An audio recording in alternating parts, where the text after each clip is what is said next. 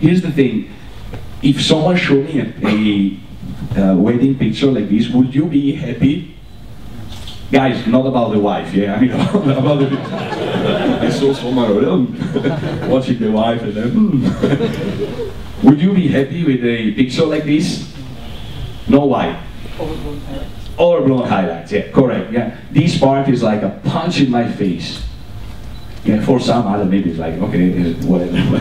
For this one is too much, yeah, this one is too bright. No, so the first thing I would do would be to go to Windows, and then I choose Info. Oh, I'm one of those geeks that always keep the info panel open.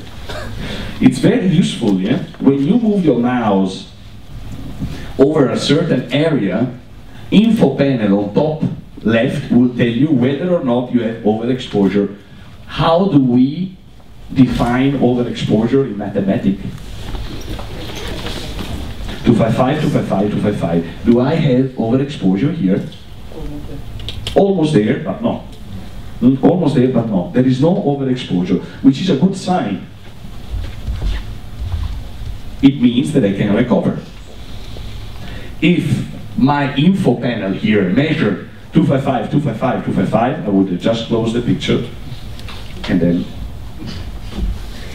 fire the photographer. No, I'm kidding. Actually, I can still touch it up even if there are no details.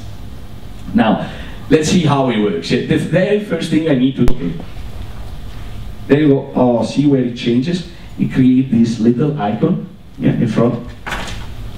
And that little icon means that I can destroy the picture as much as I want. I'm not destroying the original, so I'm safe. And I will choose image adjustment. Come on, Stefano, you always say don't go here anymore. And now you go to image adjustment. How come you go there? Okay, I only allow people to go here when I can't see. And if you want to go to take shadow and highlight. For all the other purpose, don't go in this panel anymore from tonight. Okay? Okay? No kidding, yeah? I called my guy from Sicily. Don't go in this panel anymore. Do a favor to your workflow. Don't use this panel anymore. Everything you choose from here destroys your picture. Except when you make a smart object and you use shadow and highlights.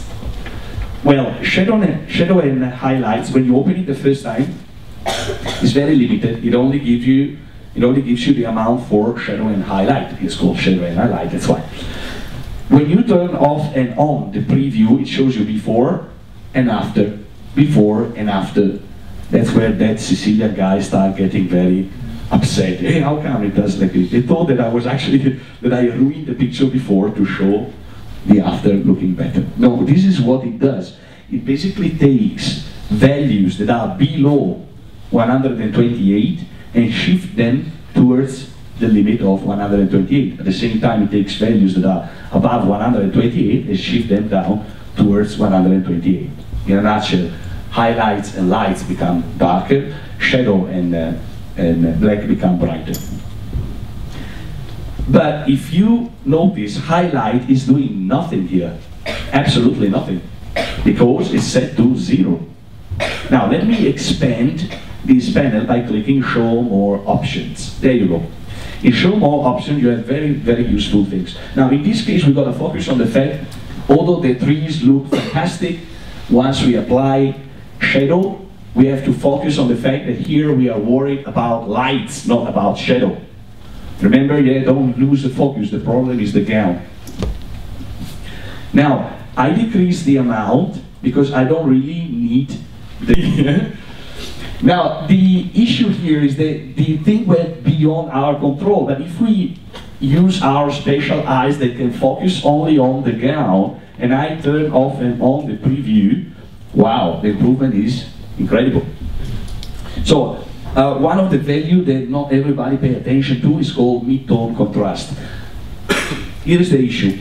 When you get values above 128, to go close to 128, and values below 128, to go close to 128, the issue is that you reach a certain point where lights and shadow start to get closer. What happens when they get closer? You decrease contrast. Oh, why don't you put the hand together for the person that replied the question?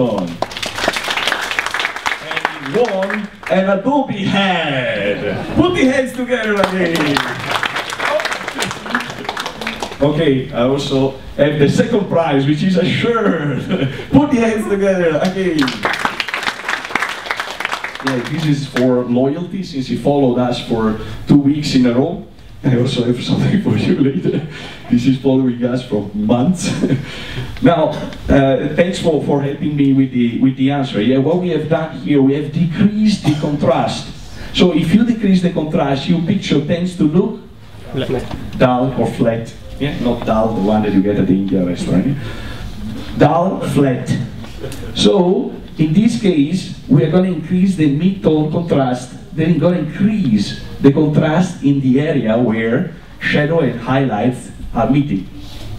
So I press OK. Look what happened now. We have applied this smart filter that comes with a white frame. What is that white frame? Haha, someone just won an Adobe pen.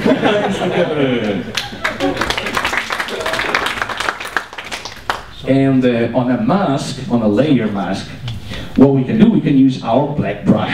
So I take the brush, I make the brush bigger than 2 pixels, obviously. About this size, and I start painting black. Whatever I paint black, it will.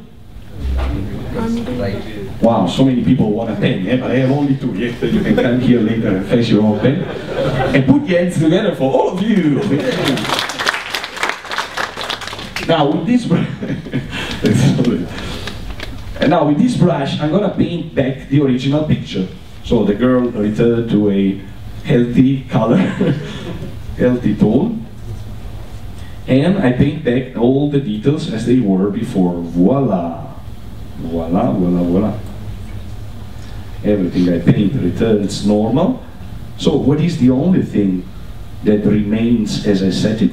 Is the gown. So you want to see the gown as it was before, ready for the shock, before, after. Ah, it's a free demo, eh? Thank you, thank you. See, now you know why I'm very particular when I go to scout for photographers, yeah? Because it's such an easy thing that you're getting now tonight. In 5 minutes you'll learn how to do it. How come a professional cannot do this? Think of it, yeah? Think of it. Now, if someone has to get married next month, I foresee I foresee that someone is going to be scolded soon, some photographer. This is very important for photographers because it's not that they don't want to get all the details in the gown. It's just that sometimes they really can't. It's very hard. I tell you something about Italy that you might not know about the gown. For us, it's mandatory to purchase the gown. Yeah, for Italian, it's mandatory to purchase the gown. What is it in Singapore? You rent it, right? When I told my mom that my wife was going to rent a gown, she was desperate. Because face for Italian is very important, so she said, no, you gotta buy the gown. And the gown is about 4,000 euro. Yeah, about 7,000 Singapore. No, I'm gonna rent the gown, but for us it's very important. So of course, if you have just invested 4,000 euro in a gown, and the photographer comes with a flash, and all the details of the gown disappear, you're not gonna be happy. And your wife not going to be happy. Mostly those that pay the gown are not going to be happy. So how do we recover the details? First of all, our best friend again is window, info. And then we go to measure with info. Oh, let's see if there is overexposure. Do we experience overexposure in this picture? Yes.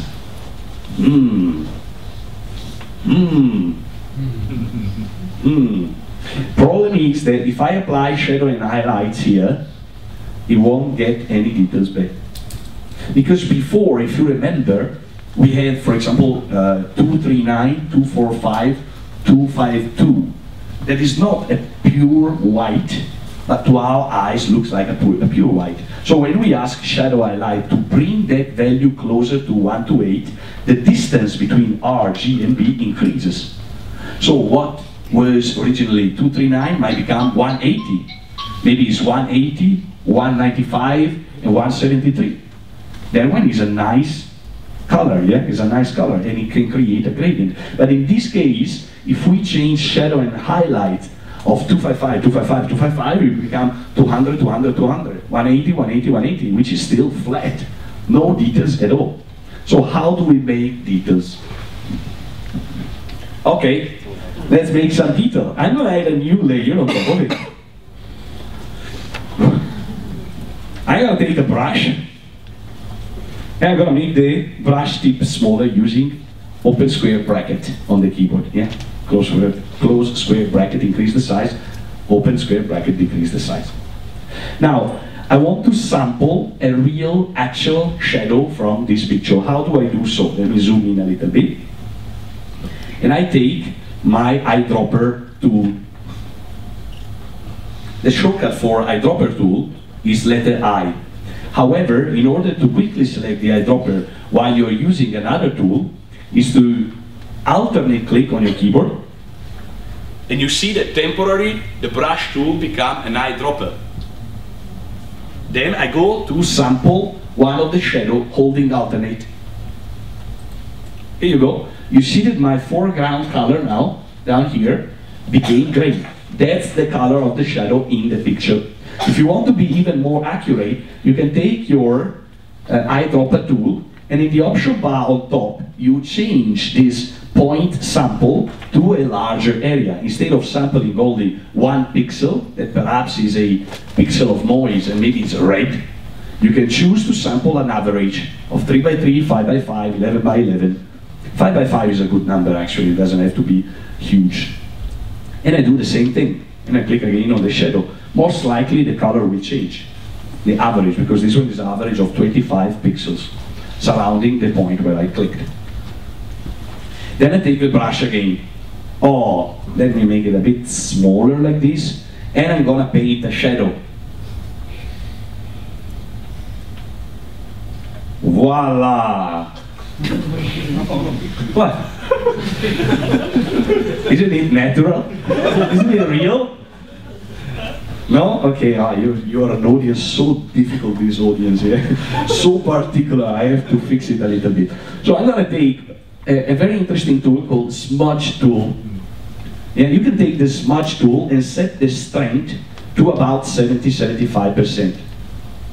Now the smudge tool works exactly as you used to play when you were a kid. Yeah, you put some color on the paper and then you smudge it with the finger. It's supposed to do exactly the same effect. Now, one thing about the smudge tool. The smudge tool is the slowest tool in Photoshop. Now, if you have a lot of patience, you will keep smudging the shadow stain, and you will see that slowly, slowly will start becoming something quite realistic. For those who think that this one looks still a little bit fake, show you what happened when I start. You don't laugh anymore now. Eh? I'll show what happened if I decrease the opacity. I take the opacity and I bring it down. Not bad. Now, to make it even more realistic, the idea would be to go filter, noise, and add noise.